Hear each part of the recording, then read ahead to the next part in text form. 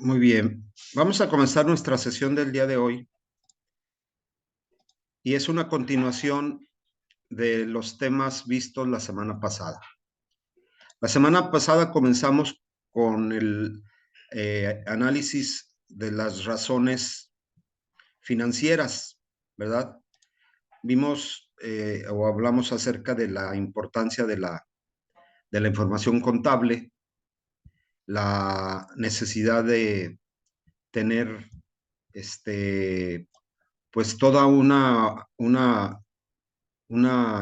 seguir unos lineamientos de acuerdo a los principios de contabilidad generalmente aceptados y que nos permiten confiar en la información financiera que se presenta por parte del área de contabilidad. Y es importante así porque pues no somos como miembros de la organización para tomar decisiones en el área de las finanzas, pues no somos los únicos usuarios, sino que hay usuarios también externos, ¿no? Los bancos, los acreedores, los proveedores o el mismo sistema de administración tributaria. Entonces, la información financiera pues debe de seguir ciertos principios que ya comentamos la clase pasada y que ustedes en el cuestionario me los citan, ¿no? También vemos los estados financieros más importantes y cuál es la importancia de las razones financieras. ¿Por qué se utilizan las razones financieras? Bueno, pues son una manera de analizar una situación en particular en algún área de la empresa, ya por eso, o en alguna actividad primordial de la empresa. Por ejemplo, hablamos acerca de las razones de liquidez que nos muestran la capacidad de cumplir con sus obligaciones de corto plazo. Si la razón de liquidez es mayor que uno, bueno, pues se tiene esa capacidad de cubrir esos compromisos de corto plazo. Mientras más grande sea, pues mayor es la capacidad que tiene de hacerlo. Las razones que vimos también fueron las de actividad, ¿verdad? En cuanto a la capacidad que tiene la empresa para vender sus inventarios, qué tan rápido los desplaza, cuál es la rotación de inventarios, el número de días de inventarios, ¿verdad? También saber el periodo promedio de cobro, hablábamos de la capacidad de la empresa para recuperar sus ventas a crédito y que luego vamos a comparar con el periodo promedio de pago, ¿verdad? Que debe de pues, ser uno superior al otro. Sería ilógico pensar que cobramos a 90 días y pagamos a 30 días. Entonces, debería de ser al revés, ¿no? Cobrar pronto, lo más rápido posible y vender lo más eh, tardado o a un periodo de tiempo más largo.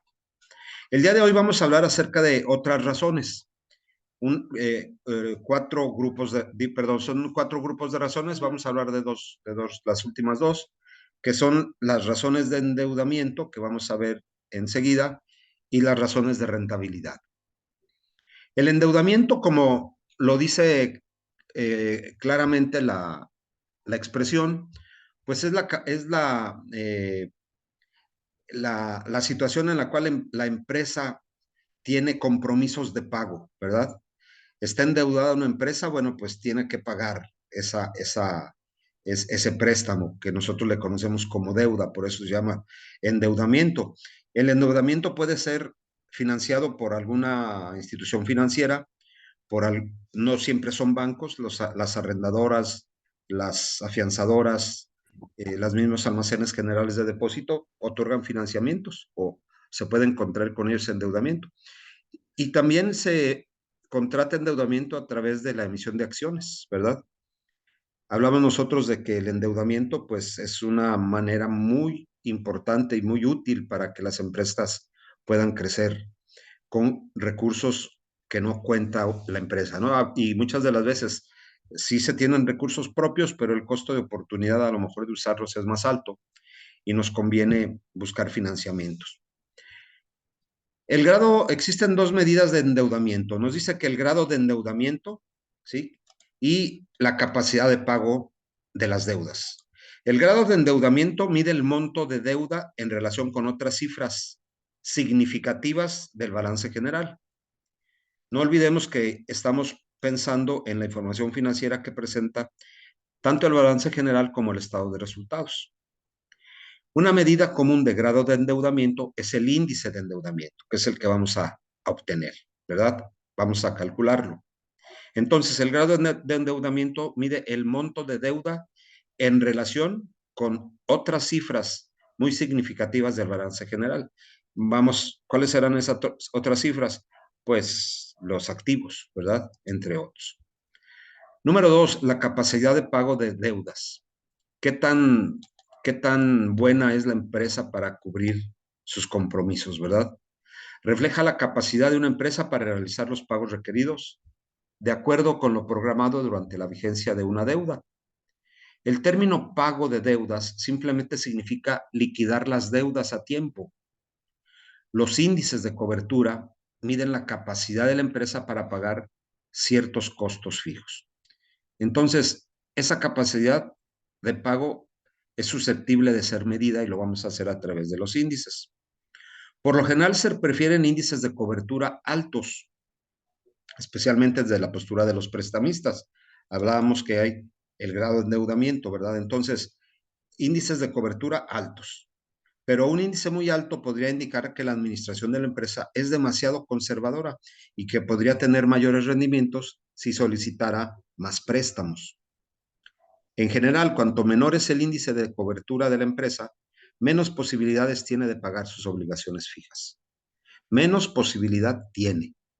Si una empresa no es capaz de pagar estas obligaciones, sus acreedores solicitarán de inmediato los reembolsos correspondientes, lo que en la mayoría de los casos obligaría a una firma a declararse en quiebra. Es aquí donde las empresas, al no cumplir con sus obligaciones fijas, pues son inmediatamente asediadas por los acreedores a tal grado de que pues les obligan a liquidar la compañía con el fin de que ellos reciban su pago, que luego a veces les sale el tiro eh, distinto, ¿no?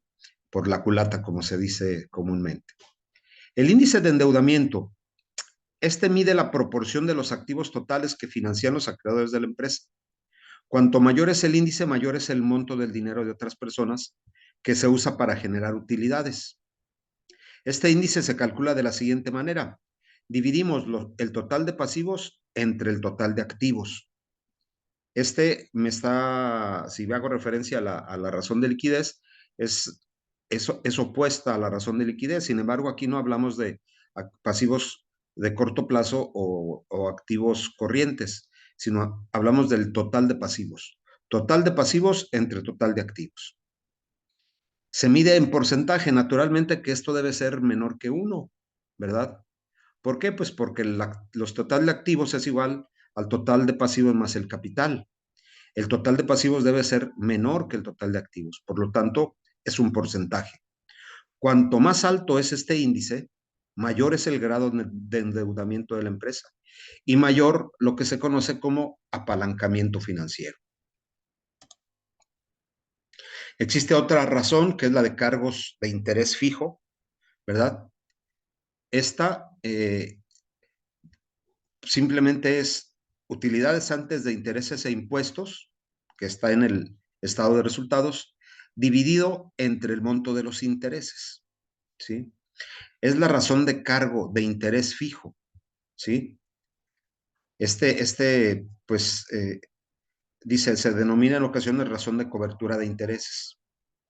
Cuanto más alto es su valor, mayor es la capacidad de la empresa para cumplir con sus obligaciones de intereses. La cifra de utilidades antes de intereses e impuestos es igual que la cifra de la utilidad operativa presentado en el estado de pérdidas y ganancias. Hay eh, utilidad antes de intereses e impuestos en el estado de resultados y en un estado de pérdidas y ganancias que también reciben ese nombre.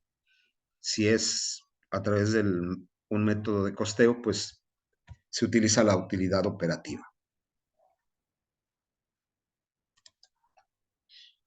Existe otro índice que es el de cobertura de pagos fijos. Este mide la capacidad de la empresa para cumplir con todas sus obligaciones de pagos fijos, como los intereses y el principal de los préstamos, pagos de arrendamiento y dividendos de acciones preferentes. Tal como sucede con la razón de cargos de interés fijo, cuanto más alto es el valor de este índice, mejor. La fórmula para calcular el índice de cobertura de pagos fijos la tenemos en la pantalla, ¿no? Es la utilidad antes de intereses e impuestos más el arrendamiento sobre los intereses, más el arrendamiento, más un factor que se va a multiplicar por eh, los, los impuestos, que es uno menos T, es decir, el pago del principal, en el caso de una deuda, más los dividendos de acciones preferentes. ¿Por qué el pago del principal? Pues es el monto de la deuda. Y los dividendos de acciones preferentes porque son compromisos de pago, son obligaciones que tiene que cubrir la empresa con los accionistas preferentes. ¿Sí? Entonces, se considera esa parte también para poder determinar el índice de cobertura de pagos fijos. A final de cuentas, se tienen que pagar tanto los intereses, el arrendamiento, el monto de una deuda por el pago del principal y los dividendos de acciones preferentes. Bueno, esos serían los índices de endeudamiento más importantes, ¿verdad?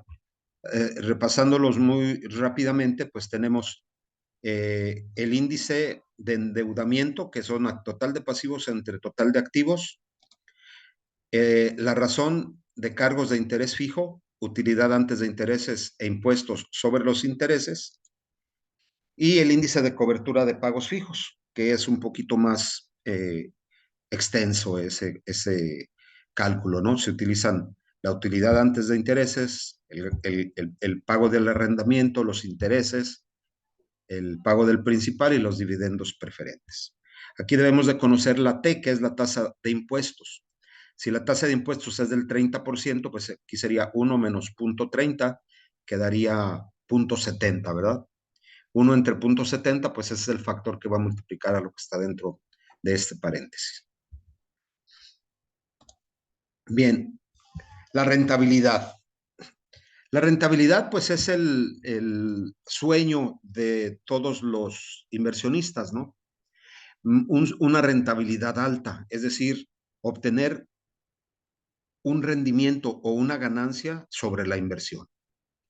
Existen muchas medidas de rentabilidad. En conjunto, estas medidas permiten a los analistas evaluar las utilidades de la empresa respecto a un nivel determinado de ventas, cierto nivel de activos o la inversión de los propietarios. Sin utilidades, una compañía no podría atraer capital externo. Los dueños, los acreedores y la administración prestan mucha atención al incremento de las utilidades, debido a la gran importancia que el mercado otorga a las ganancias. Las ganancias son el ejemplo o la carta de presentación más importante de cualquier compañía. Una empresa que no genera ganancias o que no tiene una rentabilidad, al menos una, pues ya genera muchas suspicacias, ¿no? Es importante, por lo tanto, saber cómo medimos la rentabilidad y lo podemos hacer a través de los índices. Existe un estado de resultados que se conoce como el de pérdidas y ganancias de tamaño común. Bueno, este estado de pérdidas y ganancias lo pueden ustedes observar en la página 74 de su libro, ¿sí? En este, lo voy a leer aquí, dice estado de resultados en el que cada rubro se expresa como un porcentaje de las ventas. En este, en este estado de resultados, las ventas están, como en todos, las ventas están en el primer renglón, ¿verdad? Dice ventas menos costo de ventas, ¿verdad? Me da la utilidad antes de interés, impuestos y luego menos algunos otros costos y va bajando el monto de la utilidad. Bueno, lo que se hace aquí es tomar las ventas como el 100% y luego ir dividiendo el costo de ventas entre el monto de las perdón, el costo de ventas entre el monto de las ventas y me da un porcentaje. Si es el 70%, pues es 0.70. Y así las siguientes renglones, si el otro es, no sé, eh, costos operativos, pues se divide entre las ventas y me da un porcentaje. Dice, tres índices de rentabilidad citados con frecuencia y que se pueden leer directamente en el estado de pérdidas y ganancias de tamaño común son el margen de utilidad bruta, el margen de utilidad operativa y el margen de utilidad neta. ¿Cómo se calculan? Bueno, pues aquí tenemos el margen de utilidad bruta, simplemente se divide la utilidad bruta entre las ventas. Y la utilidad bruta, pues es ventas menos costo de ventas. Son los dos primeros renglones del estado de pérdidas y ganancias.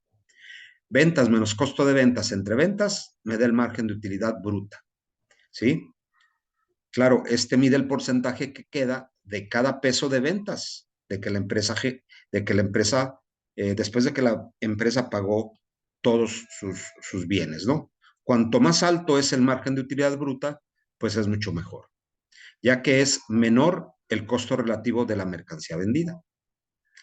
Bien, este valor se señala como 1 en el estado de pérdidas y ganancias del tamaño común presentado en la tabla 3.7, que es en su libro base.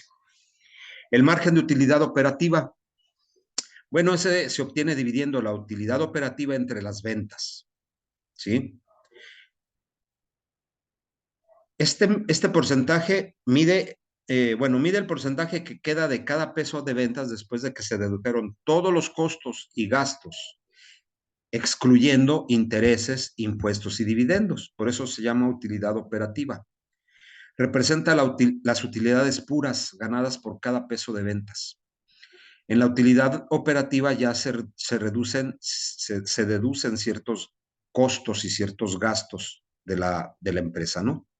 Se dice que la utilidad operativa es pura porque mide solo la utilidad ganada en las operaciones, ¿sí? E ignora los intereses, los impuestos y los dividendos de acciones preferentes.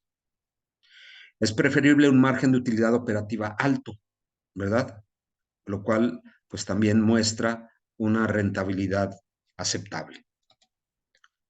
El margen de utilidad neta, pues es aquel que mide el porcentaje que queda de cada peso de ventas después de que se dedujeron todos los costos y gastos, incluyendo intereses, impuestos y dividendos de acciones preferentes.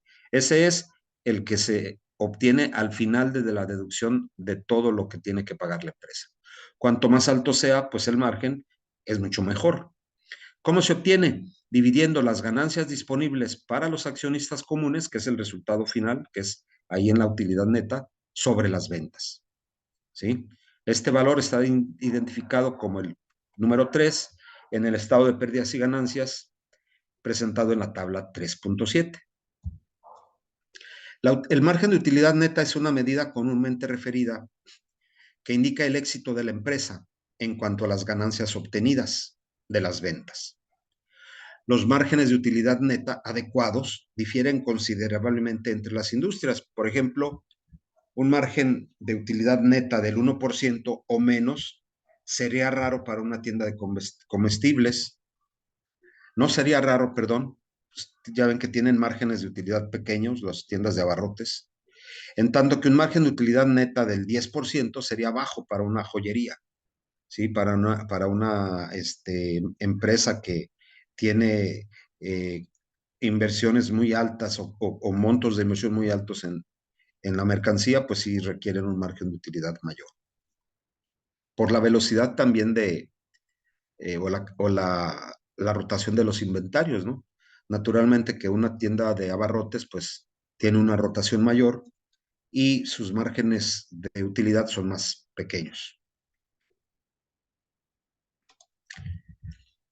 Para ir entendiendo lo relacionado con el mercado accionario, existe una forma de medir las ganancias por acción de la empresa. Son importantes para los accionistas actuales o futuros, es decir, ellos necesitan ver cómo están pagando las dividendos o cómo están pagando las acciones que se adquieren, ¿verdad?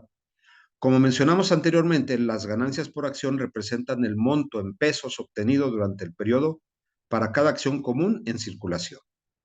Las ganancias por acción se calculan de la siguiente manera. ganancias disponibles para los accionistas comunes sobre el número de acciones comunes, ¿sí?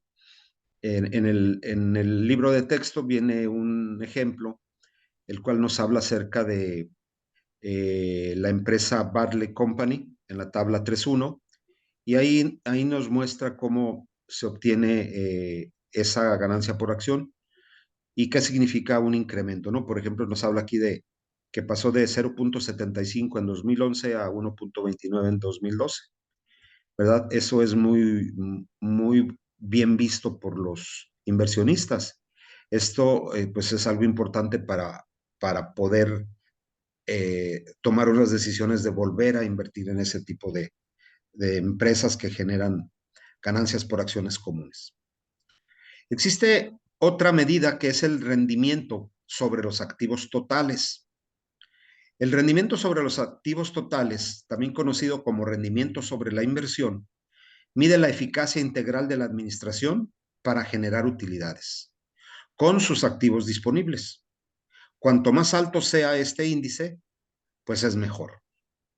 ¿Cómo se obtiene? Dividiendo las ganancias disponibles para los accionistas comunes, ¿verdad? Que tenemos igual en las ganancias por acción, las ganancias disponibles para los accionistas comunes entre el total de activos, ¿verdad? Este valor indica que la empresa ganó X centavos o tal cantidad de pesos por cada monto superior invertido, ¿verdad?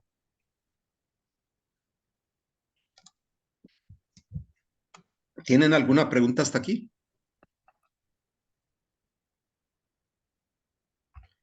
Bueno, el rendimiento es un factor importante para analizar y evaluar el desempeño tanto operativo como financiero de la empresa. No son los índices más importantes, naturalmente. Para alcanzar algún índice importante de rentabilidad, pues tenemos que también ir monitoreando cómo está el comportamiento de la empresa en cuanto a su liquidez, que ya vimos algunas razones, a su actividad, qué tan rápida es para generar o para vaciar los inventarios, y qué tanto también la empresa es capaz de cubrir sus compromisos, ¿verdad? La capacidad de endeudamiento. Entonces, la rentabilidad, pues, es una razón más para poder medir el desempeño de una empresa. Existen otras razones, ¿verdad?, que nos ayudan a monitorear también o evaluar qué tan bien está trabajando la empresa. Estas son las razones de mercado.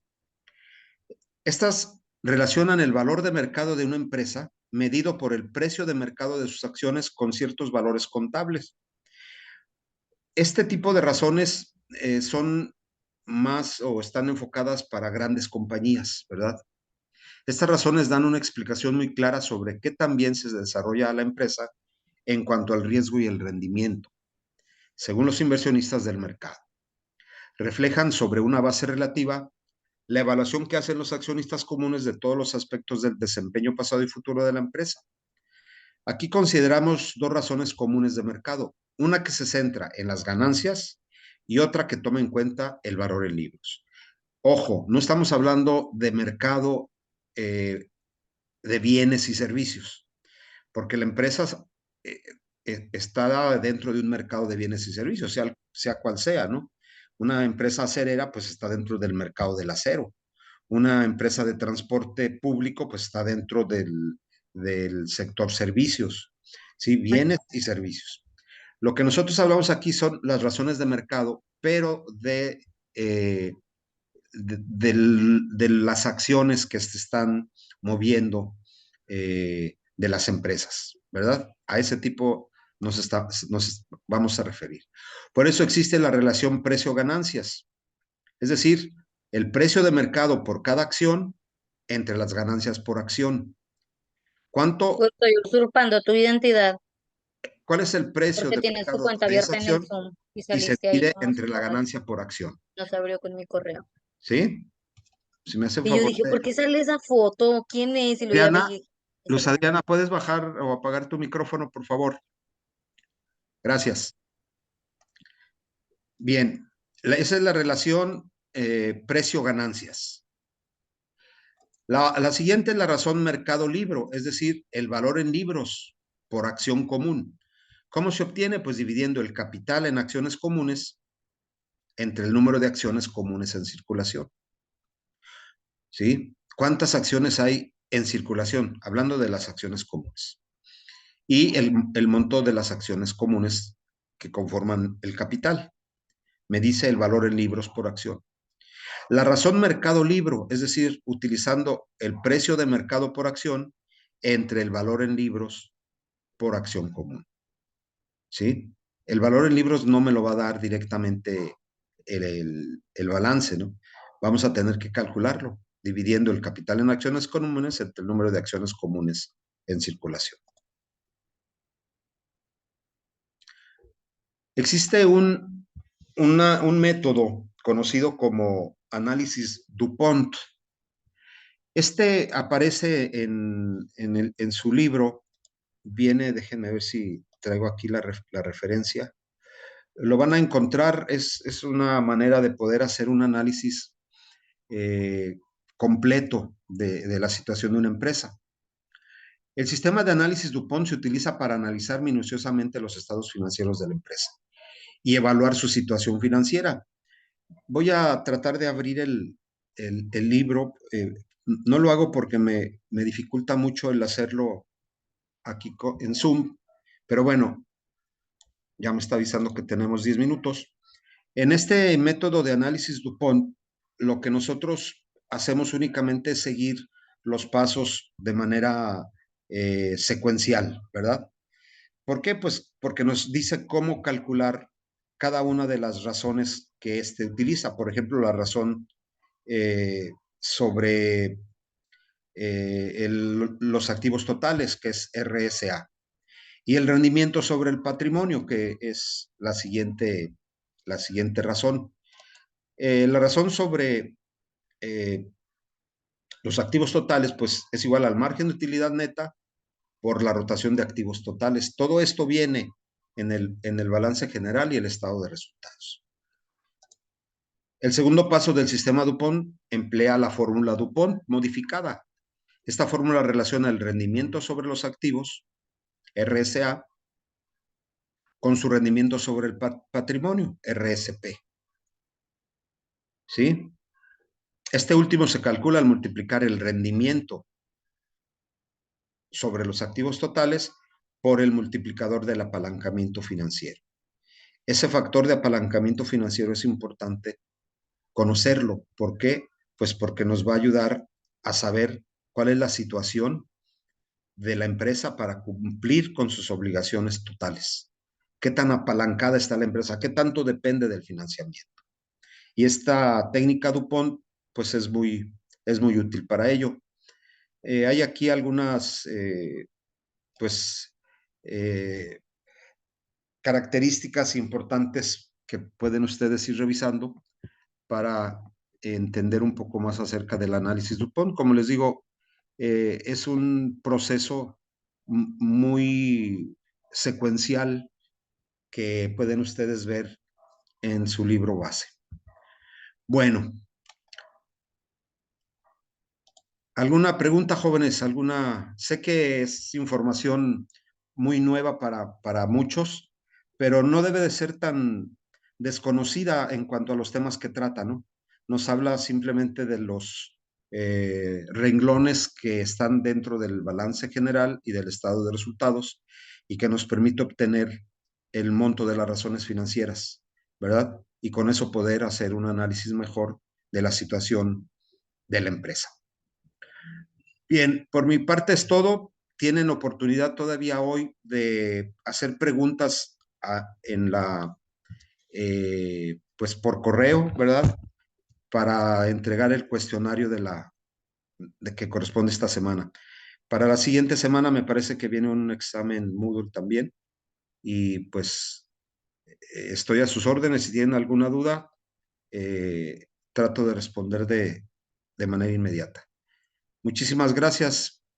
Voy a detener la grabación.